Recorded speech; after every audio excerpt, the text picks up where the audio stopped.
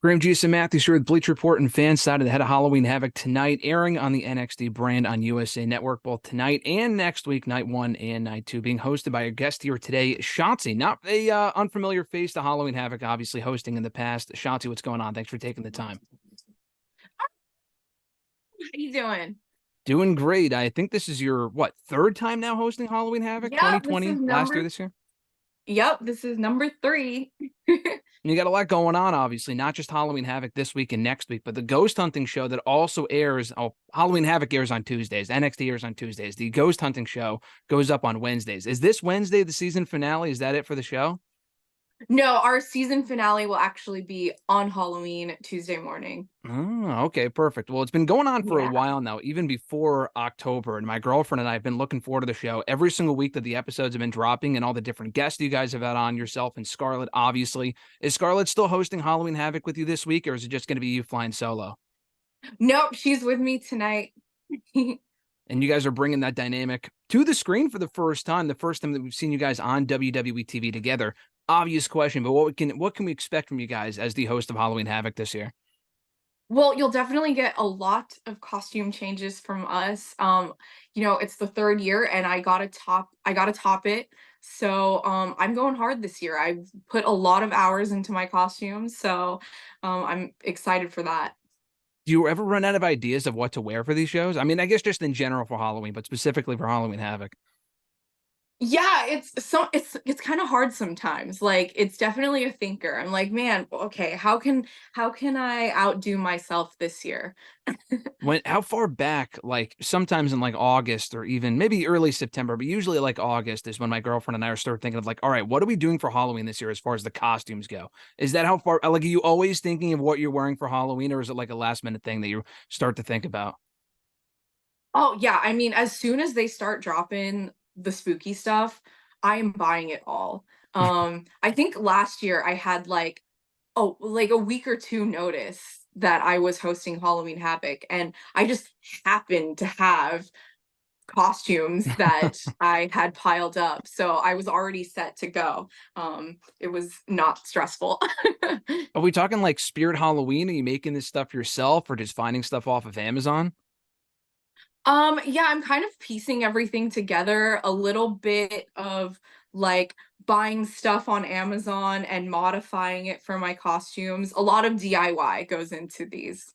That's usually the best costumes is when you kind of put it. I have no creativity. I usually just go out and buy something, but usually those are like the best costumes is when you can make it yourself. But you mentioned last year how you found out about hosting, 2 weeks in advance, which isn't a lot of time. When did you find out about this one? I feel like it must have been set in stone. At least, I mean, everything in WWE changes last minute, but I feel like this one was so obvious because you guys are doing the ghost hunting show and have been for so long now. Well, yeah, I mean, I actually found out that I was hosting this year when I showed up at NXT, but a couple weeks ago. Okay. Yeah, so kind of the same thing with last year. But again, I already had like some costumes lined up and I was set. I mean, I figure at this point, though, this is your third time doing it. Do you just expect it at this point, or did it come as a surprise again that you were hosting this year? I mean, I hate to say it, but yeah, I do kind of expect it now. But I am kind of like in a competition, well, like a competition by myself against Elvira because she's like my role model. I'm even like dressed up like her right now. She's been a part of 3 Halloween Havocs back when WCW had it, and I want to top her. So I just need one more. I just need one more, and I'll be so happy. That's the record to be set. And listen, if NXT keeps bringing it back every year, I don't see why not. You can't be hosting it every single year, potentially alongside Scarlett as well. And like I mentioned, I love the dynamic that you guys have had recently on the Ghost Hunting show. And I know you guys are friends in real life, but for the first time, the WWE Universe is getting to see that in these videos. Talk about the process and getting that show to be made as far as like getting that greenlit and having it go up on the WWE YouTube channel and getting 6 or 7 episodes out of it because it started airing over a month ago and it's been a great success so far. Yeah, I mean, the paranormal and like ghost hunting and going to haunted places is already something that me and Scarlett were doing before we started recording them for the WWE YouTube page. And we would just like talk about whatever haunted place we were staying at for the week while we were on the road in the locker room, and it kind of just got around. And then we were approached about putting it on YouTube, and we're like, well, absolutely, we're already doing it. Let's do it for real. Let's record it Was the because one we've seen some weird stuff on the road, and Mhm. like I'm so happy that now everyone gets to see it. Yeah, no, I feel like it may have been a year ago. I think it was about a year ago. It may have been recently. All this stuff blends together. But you guys had done one, not Scarlett, but you had with Corbin and Kayla Braxton in Salem. And I was so bummed because I was like I go to Salem every single year. And I was in that area like a couple days right before you guys were there. So I was like, oh, I missed that ghost tour that you guys had done. I should have done that when I was there. But was that kind of like a test run of sorts to kind of see if this would be something that works? Again, it's a different dynamic without Scarlett there, but just talk about that compared to what you guys are doing now. I mean, that kind of like sparked it. I went to the bump. I didn't even plan on doing this ghost tour. They invited me to go to Salem with them, and then after that I was just like, "Oh my God, I'm hooked. I need to start going to all the spooky places and seeing what I can find." So yeah, I would say that last year's bump episode was an inspiration for what we're doing now on Chamber of Horrors. Like a soft pilot, basically, is what that was. Yeah, basically. And every single week, it's a different bit of a different format, different location, obviously. And you said that this is stuff that you were already doing anyway. Now you're just kind of bringing it with the cameras with you and getting it, the WWE universe in on it with you. When you bring the cameras with you, does it change the, again, dynamic atmosphere of what you guys are doing? Are you worried when you go into it, you're like, all right, we may not capture on camera what we are experiencing being there. And it obviously it's different watching it than it is just being there, I guess. Yeah, I mean, I don't mind the cameras. The cameras definitely don't pick up like the feelings we get. Yeah, Like, yeah. like there's definitely like an energy about these places, and like sometimes it'll give you a headache or make you feel kind of sick, and like the camera will never get that. But I can definitely express what I'm feeling. But yeah, like there's definitely a weird energy in these places. And some of them have been weirder than others as far as some of the stuff that you guys have picked up, like on camera or experience that you've talked about on the show.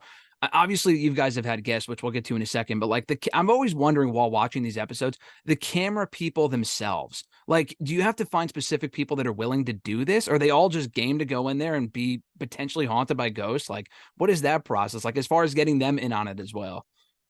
Yeah, well, we got really lucky. Like Andrew, who is our camera guy and who also edits our show, Mhm. he's a huge Ghost Adventures fan, and he was completely game to do this. Like when I told him that we were going to start doing it, he immediately was like, "Please let me be the guy for this." And I was like, "Absolutely." So Andrew, I shout out to him because he's just awesome, and he spends so many hours editing these episodes. So like, kudos to him. Yeah, no, they're not 5-minute shorts either. They're like 25 Yeah, minute episodes. They're like full on exactly. shows. And every episode. And we are there for hours. Mhm. So like he has to go through all that footage, and sometimes he finds things that we didn't see in the moment. So it's fun. Yeah, no, it's cool because when you watch it back, there's like little captions sometimes of like unexplained noise, like stuff like that you guys don't pick up on that he may have picked up while editing it or whatever, which is cool. Yeah. And there's been a different format for each one. Is it something that you guys are trying to figure out along the way? Because like sometimes the episode will open with a background of what like the place that you're at, or otherwise the episode just opens with like you guys just already in it. Is it changing from week to week on purpose, or is that like a design thing? Yeah, I mean, this is definitely our pilot season Hmm. is what we're calling it, because like they were like, "Hey, we don't know how this is gonna do, but we'll let you guys go for it." So we are kind of trying things out, and I think with like this next episode that comes out on Wednesday at Lizzie Borden, we like really have our formula down. Like I'm so proud of this episode, and it is so scary. So I'm really excited for everyone to see this one. Can you share who's on this week's episode as the guest? Yeah, we have Kayla Braxton, and we have Isla Dawn and Alba Fire with us. So it's like a girls' night at Lizzie Borden. We stayed the night at the Lizzie Borden house. Where's that? Where is it? Yeah, yeah. I think it's like outside of Boston a little bit. I think it Oh, was okay. like Yeah, somewhere around there. I'm sorry. Like I can look I'm it up. I'm not just getting curious. it right. I just know that I landed in Boston and then an hour and a half later I was at Lizzie Borden's house. Do you get to pick the places as far as where you guys get to go, or is it like a mixture of what WWE wants you to do and what you get to do? Like, what's the process there? Well, we try and make it convenient for everyone, to where like, wherever SmackDown is traveling that week, we'll see within like a 2-hour radius where like the most haunted places are. Mhm. So if we have a hit that week, then we'll go. So that's just how we've been working it. It just happens to work out that Lizzie Borden was close by. Yeah, no, I'm sure that makes sense. I mean, especially with this being your pilot season, there's got to be more places that you've either been before or haven't been yet that you would like to explore for potential second season, right? Oh yeah, absolutely. Yeah, there's tons of places that we didn't get to go to that I would love to go to. Like for example, the Shining Hotel. That is one place that we really wanted to go to, but we didn't get to. The guests on the show are great too. Like so far, you guys have had Gallows and Anderson, Grayson Waller, Karrion Cross, Drew McIntyre last week was amazing. Karrion making a cameo there as well. The pilot episode was, I think, I don't know what's at now, but it had like 500,000 hits within its first like 24 hours with Dominic and Rhea, and the dynamic there was great. Again, talk about as far as like you mentioned the locations and stuff like that. Do you get to have a say in who you have on the show, or is it like a WWE call? Like, what's the process there?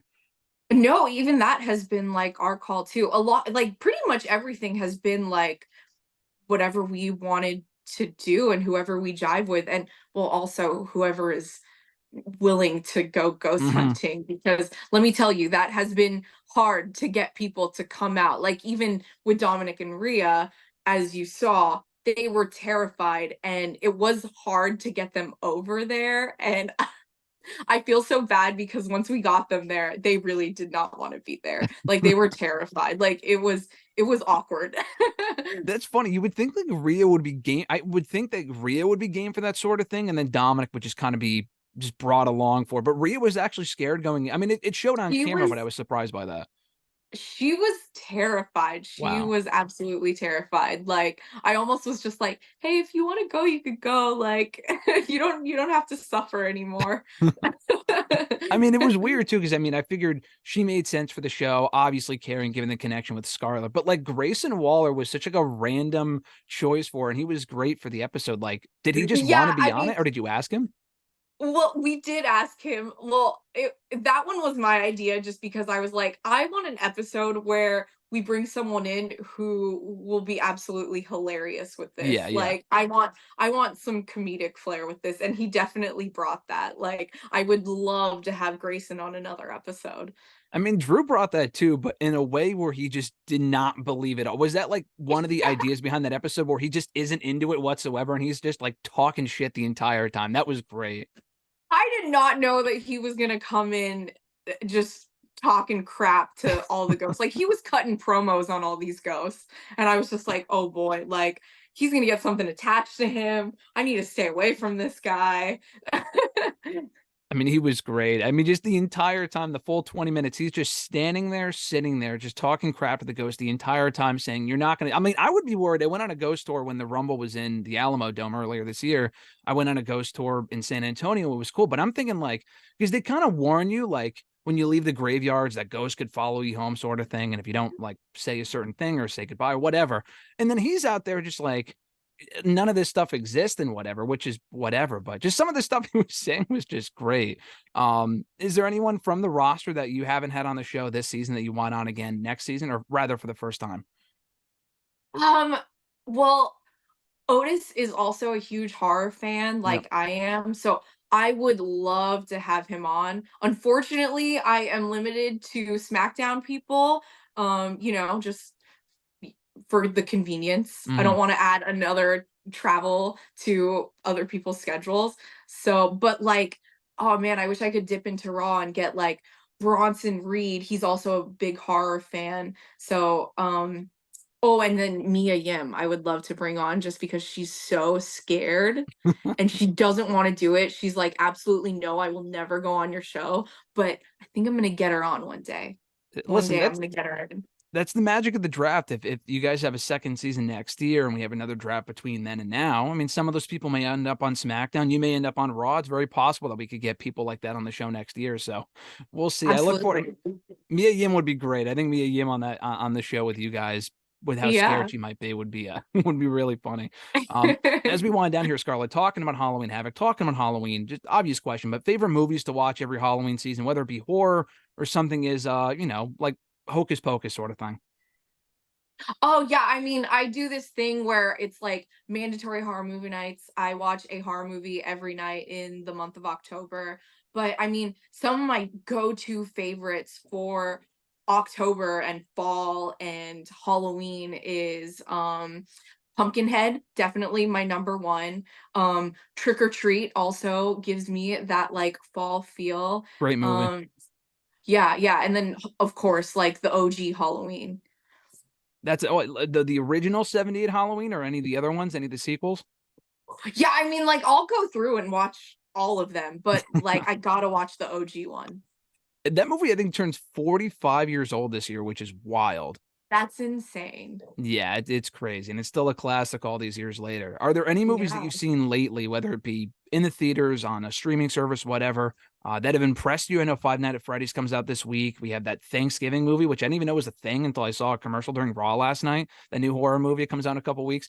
Anything like that that stood out to you and you were really impressed by? Oh, like, that came out this year or is coming up? Actually, both. Okay, well, like, a hidden gem that no one is really talking about is Cobweb. It, like, just sorry, my dog is No, you're barking. fine. What's wrong, bro? What you barking at? Huh? She's barking at my Penta mask. I don't think she likes Penta very much. That's But yeah, funny. Cobweb just came out. It gives you that like fall cozy horror feel. So I would definitely check that out. No one's talking about it, so that's my pick. And then like as far as coming out, I'm like really excited to see Thanksgiving actually. I'm really excited for that one. That one looks just crazy. Like it's such an odd concept, a horror movie Yeah. surrounding things. There's not a lot of Thanksgiving movies, but it's the perfect movie to come out after Halloween, right before Thanksgiving. It just seems ridiculous that it should be good. I love the ridiculous ones though. Those are usually the best ones, right? Absolutely. I'm looking forward. I'm looking forward to Halloween Havoc tonight as well, airing on NXT tonight and next week. Yourself and Scarlett and the finale. Well, I mean, the next episode of the Ghost Hunting Show, Chamber of Horrors, and the finale next week as well on Halloween itself. Shotzi, been enjoying the show, loving the show. Thanks so much for the time. I look forward to the second season, hopefully. Thanks so much for having me.